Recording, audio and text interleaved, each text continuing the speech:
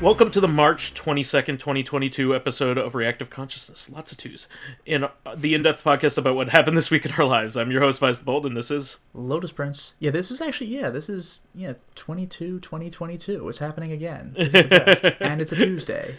Yeah, it keeps happening. It's March, not February, but because we're not doing a 31 day cycle, because February is only 28, we've done it again. Lousy Smarch weather. Beware the Ides of March. No. What we have here is we had a pretty interesting week in terms of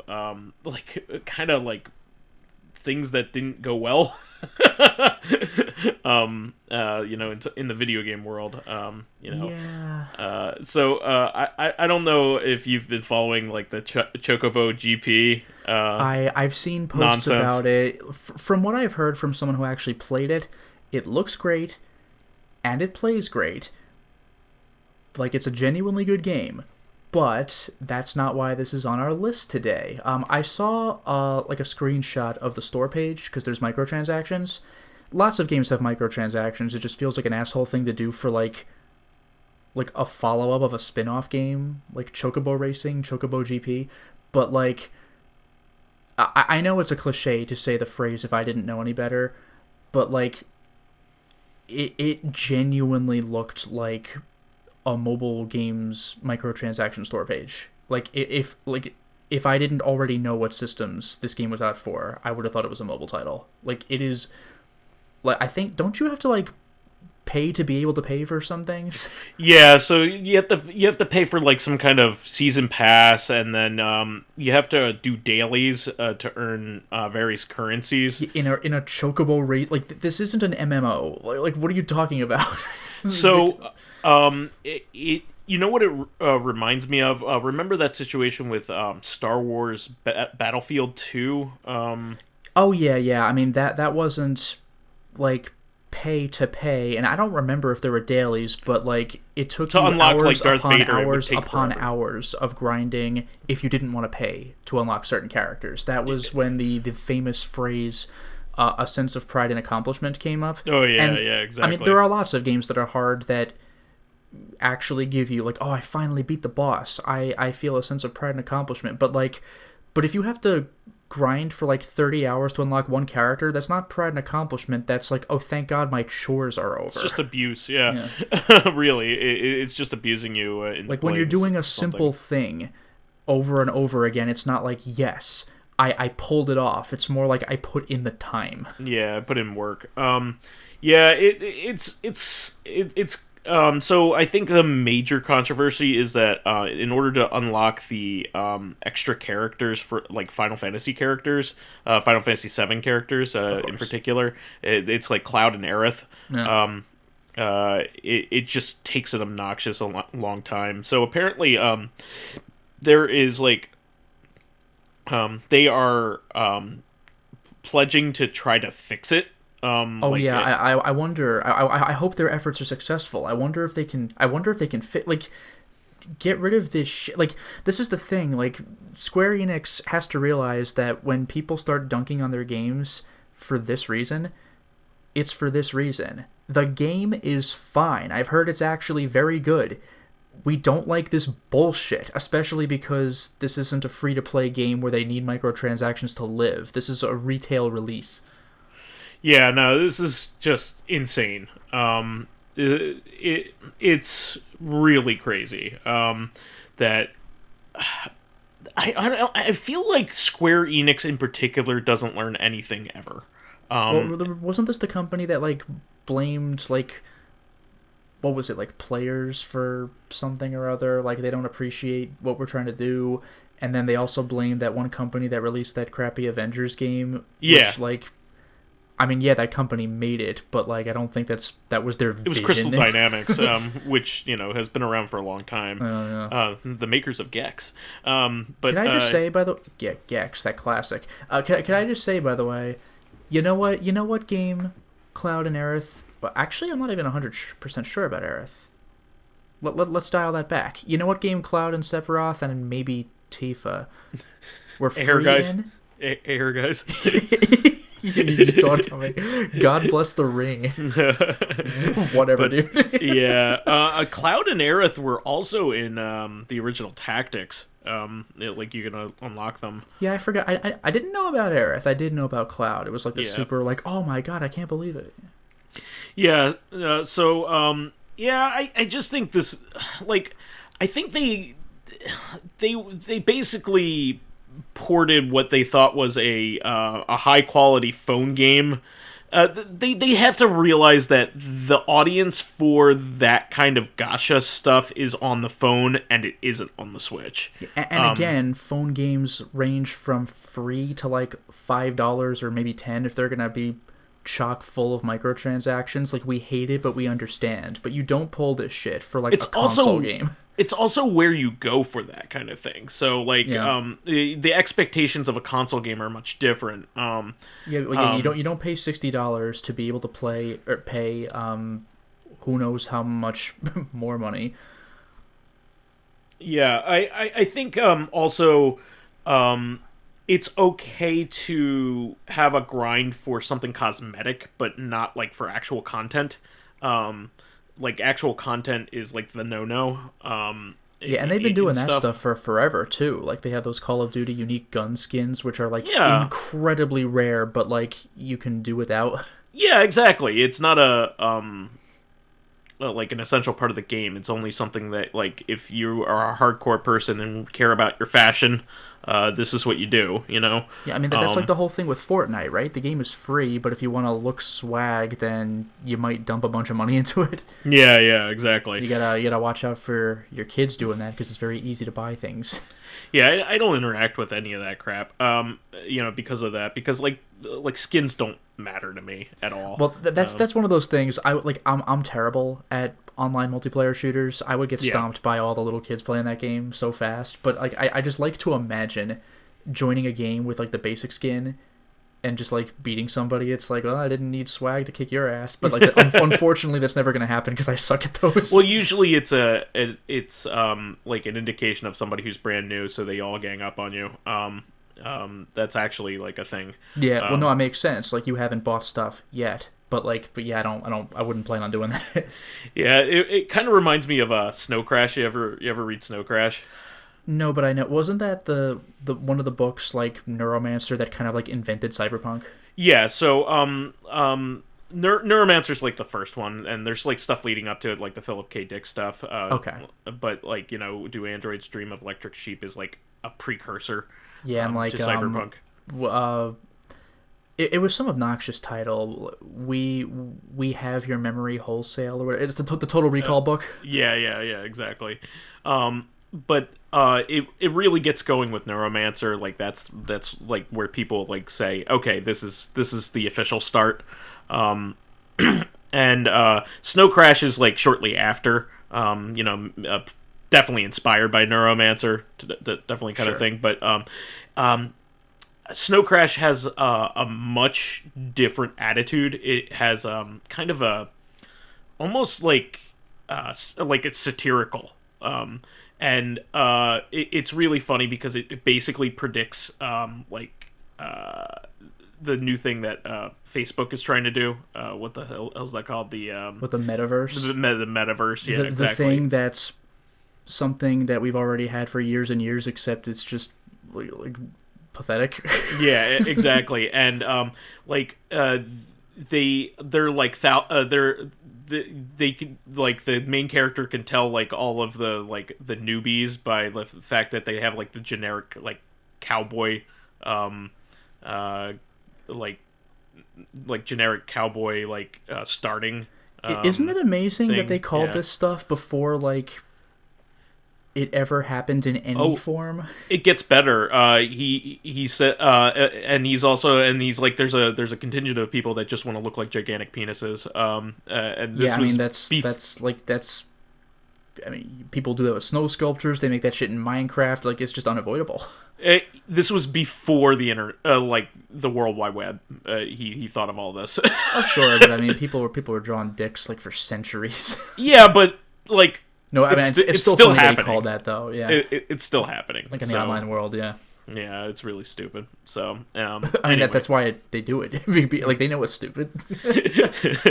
But it's just funny that, like, he was that smart, Yeah. like, to recognize that this is the way it would go.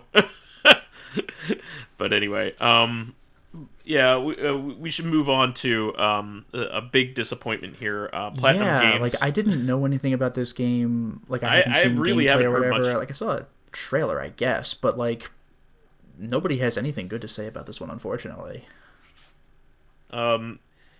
Yeah, it's really crazy. This is, of course, the brand new Babylon's Fall, which looks pretty cool, but apparently nobody likes it. Yeah, I don't know. I didn't get a sense of what the issues were. I just heard like everybody was like, "Oh, this is atrocious." Yeah, I don't know what to say. It's really crazy. But I don't even know what kind of game it is. Yeah, like I saw the back of the box. Like you get 4 weapons and you get to use whatever. But like, yeah, I don't know, something about it. Like, I just don't have a sense of what it is. The only thing I know about it is that it's being just panned everywhere. Yeah. And I don't think we could blame microtransactions this time. Yeah, I don't know. I don't know. But anyway, let's see here. And it's really a shame from a company that is like associated with generally quality products. Yeah. Like even their lesser known stuff is like. What was this Platinum Games? Yeah. That is a shame because like, I mean, they do make a lot of generic stuff like the Ninja Turtles game and the Transformers game and the Avatar game, like, but the whole thing is they have cool gameplay. Like, they usually feel good to play, even if they're not, like, the coolest things you've ever seen. Like, Anarchy Reigns, I like coming back to that game because that soundtrack is fucking untouchable. But, like, it's very repetitive. But, like, any part of the game you play for, like, 20, 30 minutes is, like, the coolest shit you've ever seen. Yeah. It's really... like I said, it's really a shame. It's really a shame. Now, the only other like pretty big thing as far as classic stuff goes is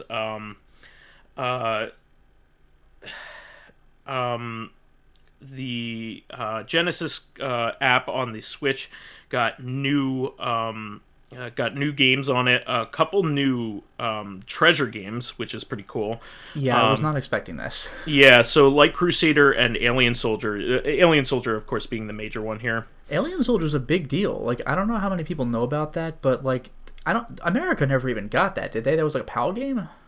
So yeah, it came out in Japan, PAL territories, and in the US it came out came out on Sega Channel. So one of those. So yeah, I mean, it's a really cool game, and I think we've mentioned briefly before. Like I mentioned that Mischief Makers has a lot of callbacks to Gunstar Heroes, but the game has 3 major bosses. The game has a lot of boss fights, but there are 3 named major bosses you have to fight. These like animal people. Lunar the wolf, Taras the gorilla guy, and Mirko the phoenix. But Mirko is he's just Alien Soldier. Like, not literally the character, but like clearly the same design. It's like it's a wink.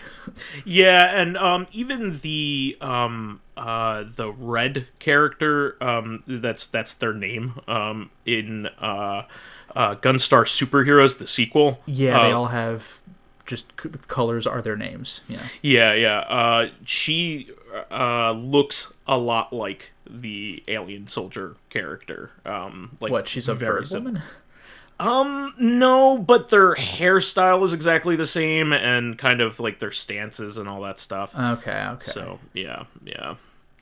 So anyway, moving on. I forgot. There's a third game. So Super Fantasy Zone. Yeah, this one's kind of funny because on one hand, I'm really sick of Fantasy Zone because it keeps coming back in Yakuza games, but on the other hand, this is Super Fantasy Zone. I technically have not played that one. Yeah, I don't know what Super Fantasy Zone is. It's the last Fantasy Zone game, original Fantasy Zone game that they When made. you start the game, does it say, "Welcome to my Fantasy Zone, ... again"? Yeah. Hey, do you know what the last game was that said "Welcome to my Fantasy Zone"? That was Bayonetta. Correct. And by the way, if you kill every single enemy on that level, at first I thought this was an internet rumor, but then somebody fucking did it and put it on YouTube. You get, I forget what the currency is in Bayonetta. Was it rings or something? I don't know. You get 1 million. Wow. That's like a game breaking amount of money. Like, that's insane. Yeah. But anyway, I think this is pretty cool. I mean, the Genesis is a really insane, great system, and they're putting a lot of really great games. One of the things that kind of bothers me is that they release some of the games out of order. Yeah. So they have like Phantasy Star 4 first, which admittedly is the best game in the series, but there's like 2 is pretty integral to understanding 4. Yeah, I think 3 was like the odd one out. Yeah, it is. To the be 3 fair, doesn't but like, and 1 is awkward unless you play it with the quality of life improvements. Yeah, the 1 is I would only say to play the Switch version of 1. Yeah, like I have it on Sonic's Ultimate Genesis Collection, but I believe that's the vanilla version, so it might be pretty rough to get through. No, I would say the Switch version's it. At this point, you can go back down the rabbit hole, but yeah.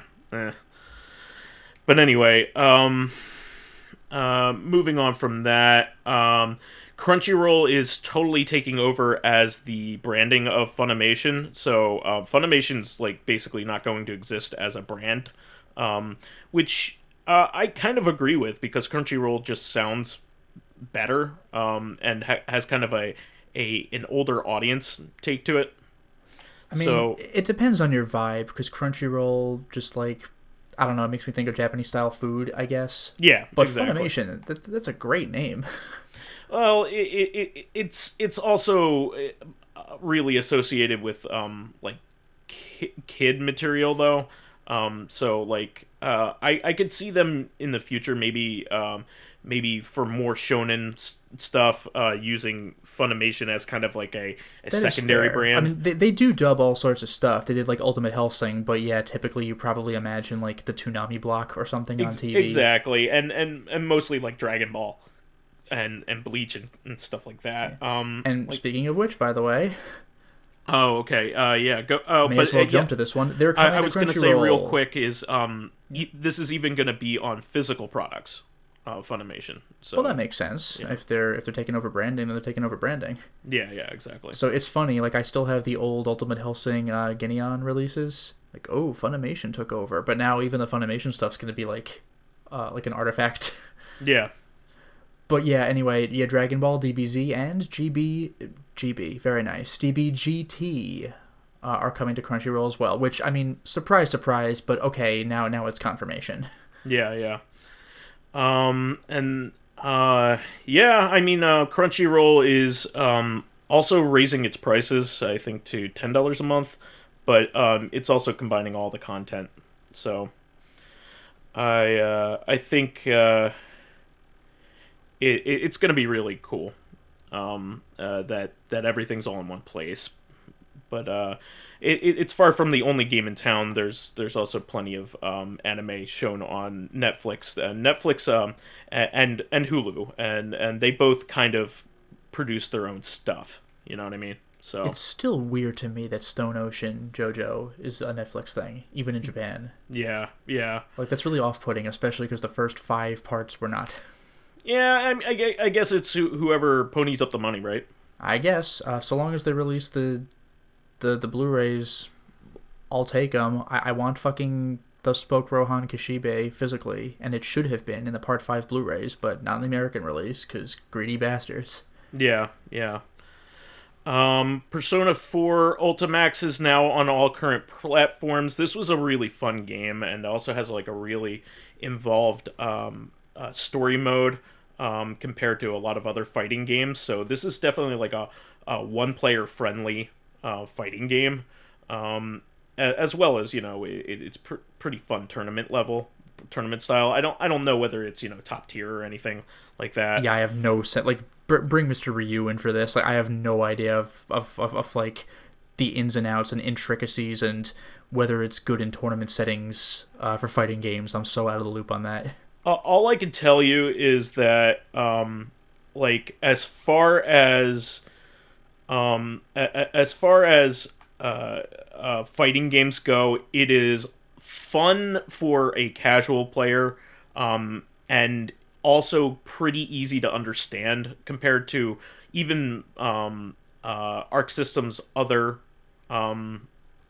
games that they make. Like I can't even play Blaze Blue because it's like all the characters are weird and yeah, that's the whole crazy. thing. Is they're all like these crazy characters. One of them is like a blob that guy. have like completely unique systems and stuff like that.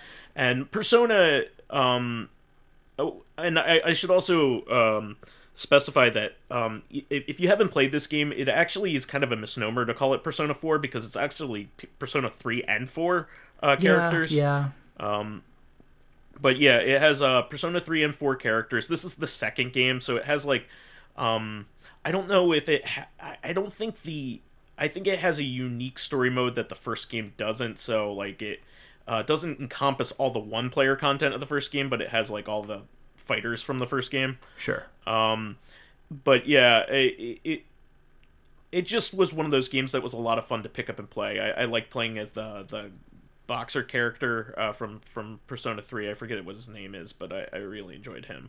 The silver haired character, I forget what his name is, but yeah, I just had a fucking blast playing that game. So yeah, and let me see here. Also a classic gaming favorite of mine. The Arcade Archives just released Rolling Thunder. That game, that is a gorgeous game. It is hard. It's and a very you have to play it like game. 100 times to beat it. Like, I thought when you get to the end, I actually thought it looped infinitely for you to get a high score, but no, there is an ending. Yeah, it is very difficult. So for anybody who doesn't know, it's kind of similar to Elevator Action in that Yeah. Except it's horizontal. Yeah, like Elevator Action is very vertical, obviously, because it's Elevator Action, but it's very fast moving and kind of unwieldy as a result. Like your character moves very, very quickly. You're a spy that looks like he's from like Logan's Run or something. He has like a turtleneck on. Yeah, the whole game has, I mean, even for the time, it was kind of a retro aesthetic. Yeah, it has a very like James Bond 1960s like The Prisoner vibe to it. Like you got like a chiseled face and like holding up your gun like, I'll stop the bad guy. Like you look like that kind of guy. Yeah, the bad guy looks very similar to Piccolo. Yeah, he's like a green-faced guy, and all of his goons have like, it looks like they're wearing like gloves with fingers that are too long, so they like hang down. It's really bizarre. Yeah, you don't know whether they're like monsters or they're like weird KKK members. Like yeah, they got like weird, awkwardly fitting like hoods. It looks like they're wearing like crappy costumes that don't quite fit them. But like this is a video game, so this is how they were designed to look. So it's not like, oh, the actor got a bad costume. Like that's the intended look. It's really bizarre. Yeah, they look like they would be bad guys in like a really old like Japanese like Sentai or Tokusatsu show. Like the goons that like you beat up by the dozen. They look kind of like they would fit right at home in one of those kinds of shows where they're just like, ooh, they run up at you and you punch them once and they're down. Yeah, I really think that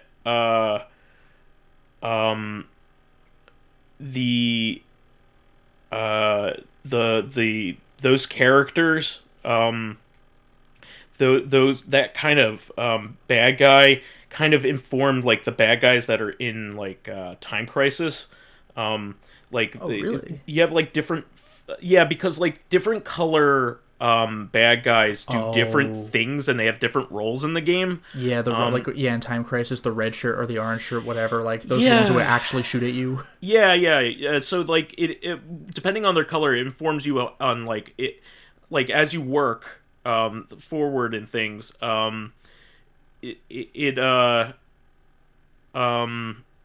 It informs their like how you should react to them. So yeah, like in Time Crisis, most of the bad guys are cool, and it looks cool when you shoot them down, but they're no threat whatsoever. But then some of them come up, and you're like, "This is the one I got to focus on." Yeah. And there were some sequels that are actually really fun as well. Rolling Thunder 3 was like a Genesis exclusive. Yeah, kind of funny. 2 was in the arcade and Genesis as well, but the Genesis version's better because it has like a proper like final boss. Yeah. And then the third one is a completely unique game, which is really good. Yeah. And even the first game, it got a port, but I think it was one of those unofficial like Tengen ports. NES. It has a port to the NES, and it's okay, but the arcade version's a lot better. The graphics are obviously toned down considerably, and the music is like reduced to NES style. It actually still sounds like authentic to the tunes, but you could clearly tell the different instruments. Like in the arcade between levels, it sounds like an organ is playing. Nintendo attempts that. You see what they're going for. Yeah. I think that it's just gonna be a really really fun game. So I think that everybody should at least take a look at it, because like the music is really fun, and I think that's one of the highlights. Moving on from that, Discotek, one of my favorite like niche publishing companies. Yeah, they've really been coming back with a lot of like, we're releasing finally a Blu-ray of this old thing you probably forgot exists, and they've been doing a lot of those recently. Yeah, I think Discotek does some really really cool stuff. They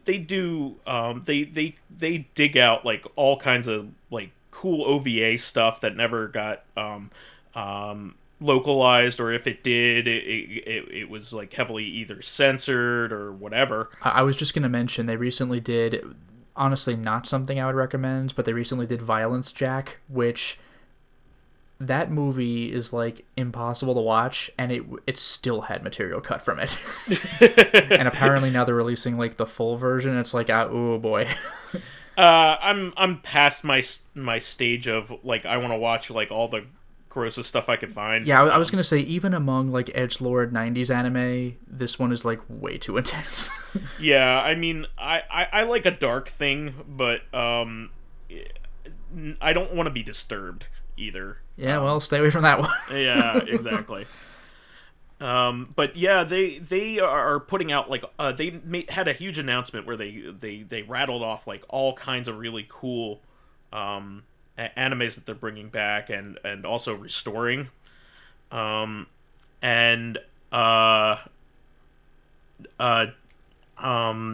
of the things that they're doing is they're publishing the live action version of Uzumaki. Yeah, I can't believe that exists. Yeah, I think there's a bunch of Tomie movies. Yeah, I was actually going to mention that. I've seen one of them. This was back in high school, so I have no idea what number Tomie it was, and I didn't quite understand what was going on, and I hadn't even heard of Junji Ito then, so I was like, this is weird. But live action Uzumaki. How are you going to do that when they find the dad? I don't see. That's the thing, is like I don't know whether I want that, because like part of what makes Uzumaki and also all of Junji Ito's stuff so good is his art. So I mean, I could see them like. I mean, the fact that it's older practical effects means it might be really interesting, even if it doesn't look great. It might be like, oh, but like, how do you pull Uzumaki off? Yeah, I don't know whether people turn into snails there or not, but that ooh boy. like almost everybody is a snail by the end of that thing. So fucked. And like the ending is just like, what? Yeah. And it doesn't answer anything. It kind of does. It's more. I mean, they don't explain that, like, how that thing came to be, but it's just like, oh well, this is what was causing all the trouble. I don't know what the fuck I'm gonna do about it. Yeah, exactly. So moving on from that, one of my underground favorites, Tempest 4000, is going to be on Switch. I actually really like this game. I don't know if you ever played Tempest 4000, but no. It's kind of funny because like this got a retail release, but it's still underground. It's Tempest. You know, like it was on PS4, but it's Tempest. Yeah, Jeff Minter made this one after basically he made TXK, and Atari got mad, and kind of rightfully so, because TXK is basically just a new Tempest game, and so but without the branding and sure. like completely wholesale ripoff. So he got they asked him to. They made a deal with him and said, you could still make this, but like convert it into like a Tempest game. Well, we'll do a work for hire. He probably had to do it on like unfavorable terms just to not get sued. Yeah. But he ended up doing that. So, I think that it's a really fun game. So definitely check it out. It definitely feels like an old school Tempest game. So. Moving on from that, just a couple things here for help for Ukraine, and some pretty awesome stuff that people are doing here. John Romero, of course, one of the co-creators of Doom, created a single level that you could buy that goes where the proceeds completely go to relief in Ukraine. Yeah, it was like a few bucks. Yeah, definitely really cool stuff that, he's thinking about that and also, took the time to make a level. Yeah, this is like the second time I can think of where, like, he retroactively added a level to Doom. Because there was also that... Yeah, he made Sigil, which is... Well, that's a good point, but that's a separate thing. I mean, at one point a few years ago, he made a new E1M8. Yeah, he did it twice. He actually came out with 2 levels that are like kind of like remakes or director's cuts of those levels. And that level is insanely hard, by the way. Like, it's like you probably have played Doom 2 and Final Doom by now, but like by Doom 1 Episode 1 standards, it's like ludicrously difficult. So, like, I mean, I beat Doom 1 Episode 1 like as a kid like 100 times, but like the new map 8, it's like, okay, well, you're 20 years older now, like give it another shot. Yeah. HIO also has a Ukraine bundle up as well. They have an absolutely ludicrous, it's like, I think it's like a couple $1,000 worth of games for like $5. $5 or however much you want to donate. Like, that's like, my God. Yeah, it's really crazy. And there's a lot of really, really good stuff there, too. And Brandon Sheffield of like Necrosoft Games helped organize it. So yeah, Necrosoft Games of Oh Dear fame. Oh, what a hero! Not bad for a ripoff. Yeah, exactly. Or a knockoff, whatever he said. Yeah, exactly. What a hero! He's made other games too, and they're pretty fun. Yeah, but I mean. But oh dear, got like a backhanded compliment from Yuji Naka that he put on, like, as the tagline. That's fucking amazing. It's really good. Not bad for a knockoff. Yeah. So moving on from that, how about yeah, I got a few things here. One of them is about One Piece, not the anime itself, but the fact that it's being delayed by several weeks because apparently Toei got hacked on like the 11th or something. So or I forgot if they got hacked on the 11th or if they made it clear that they got hacked on the 11th. Maybe it was they made clear. But as a result, we haven't had a new One Piece in a couple weeks. So if it appears next week, that'll mean it'll have been 3 weeks. Like, at first I thought, oh, it's a Japanese holiday of some kind, anime's taking a break. But, nope, other stuff's still going strong. So, like, somebody's messing with Toei, and they shut things down for safety, which makes it hard to release stuff. So hopefully whatever this is gets resolved soon. So this really wasn't so much about One Piece, it's just that One Piece is an obvious symptom of what happened. Yeah. And this last one is this is a surprise, not for the fact that it's happening, but the fact that I had no idea it had not already happened. Maury Povitch is ending. I didn't know it was still going. It's ending after 31 seasons. The man is 83 years old. I didn't know he was 83. He is 83 years old, going since 1991. So, make every you're not the father joke you want now, because it's your last chance. Wow, that's crazy. Can you believe it? Wow, yeah, I'm sure he just wants to retire. I'm sure it was. Well, he did. He wanted. Yeah. I was googling this. He wanted to retire like 6 years ago, but they were like, stay on. He's like, fine. But now he's super retiring. Yeah. Because I think he said himself, like, it's getting to the point where I should be in assisted living. Like, I need to stop doing the show. He's always been pretty youthful, though. So, yeah. Yeah, he actually looks pretty good. I would not have looked at him and just said, 80s for sure. Like, he looks pretty good. Yeah, and we have some bummer stuff here as well. Rest in peace, Razor Ramon, the WWF superstar from the 90s. He apparently had he had broken a hip and suffered a bad blood clot due to complications from surgery. Yeah, I was gonna say, like, I think he had like 3 heart attacks in succession or something. Yeah, like to get to the hospital where they had him on life support. It was really depressing. Yeah, it's very bad. He was very charismatic. And had he was one of the look. heels, and the heels always have like more personality because they get to be deliciously evil, dickish. Yeah, so he was one of those. But like, as is the case with a lot of guys like that, like, they're pretty cool in real life. Yeah, exactly. And then you have one as well. Yeah, one more. Rest in peace, Akira Takarada. And I don't know if you know his name, but I bet you some of our listeners do. He played a sailor, Hideto Ogata, in the original Godzilla. This man was born in the 30s, like 1934. He was born when real life was black and white. And he showed up in tons of Godzilla movies. Like, I think he had big roles in Godzilla and Godzilla vs. Mothra, I think. But he kept showing up. He was in the 2014 one.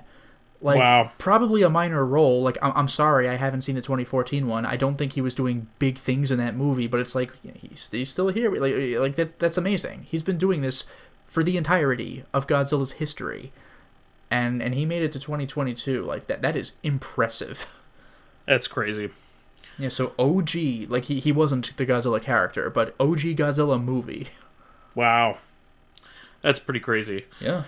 Well, that's pretty much all I have to talk about. How about you, Lotus? I think I'm good as well. Okay, that's the show for this week. Please remember to subscribe to Corrective Consciousness YouTube and Soundcloud pages. While there, please give us thumbs ups, likes, and 5-star ratings on iTunes. It helps promote and spread awareness of the show, and any bit of encouragement helps keep the show going. You can also catch us on Thursday for our sister podcast, Corrective Consciousness, the podcast where we explore the inanity of pop culture. We will be talking about our first impressions of Elden Ring, as well as its connection to other Souls-like games. And finally, you can friend me as vysethebold on pretty much anything. And you can follow me in my YouTube channel, Lotus Prince. You can hit me up on Twitter at Lotus Prince. And finally, if you are interested in seeing my videos early, like Soul Reaver, baby, getting in on exclusive live streams, like Armored Core 2, selecting upcoming games for me to Let's Play, like the aforementioned Soul Reaver, or getting in conversations with me and other patrons on Discord, then please consider swinging by my Patreon account, which can be found at patreon.com/LotusPrince. Okay, well, that's just prime. We will catch everybody on Thursday, then. Until next time, everyone. Bye-bye.